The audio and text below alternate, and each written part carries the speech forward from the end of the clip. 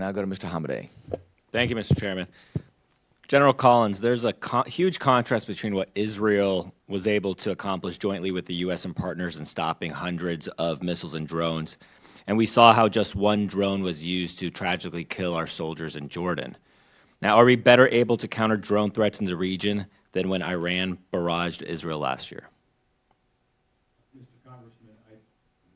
Mr. Congressman, I think we have been able to take the lessons learned, and we are better off as we start to take a look at how we've pre-positioned capability, how we have put out our ability to sense, to distribute. There are things that we have done in our intercept capability, specifically on the time to launch, from the time to seek and the time to be able to destroy, so that we've been able to learn. And then as we start to look, and we've partnered with the JCO, as we start to see various parts of the threat, specifically in the Group 3, how they increase speed, how they increase altitude and maneuverability, making sure that we are not only keeping pace, but getting ahead of the pace of how that we get, we're able to address those threats. Also within the layering of the capability, taking a look at other alternative means from both kinetic and non-kinetic means to provide a multi-layered approach for protection. And could our outposts or even a major base such as Al Udeid in Qatar sustain such a barrage and wave of drones attack? I think we'd need to, at every one of those sites, we've looked at the threat profile to make sure that we've got the appropriate mechanisms to defend each one of those sites. Mr. Beck, in your view as Director of the Defense Innovation Unit, how could a partnership with Israel help bring us up to speed?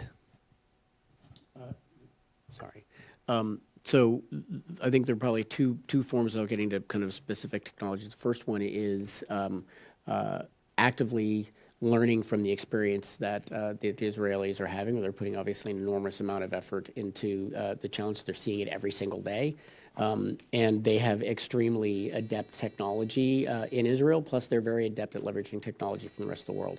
And so we actively learn from what they're doing in the DIU.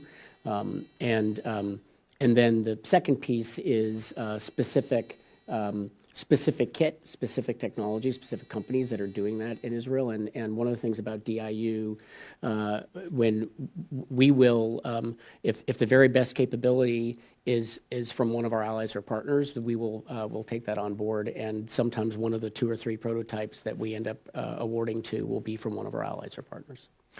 Thank you.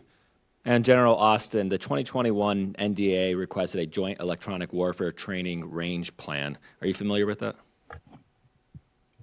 I am not, sir.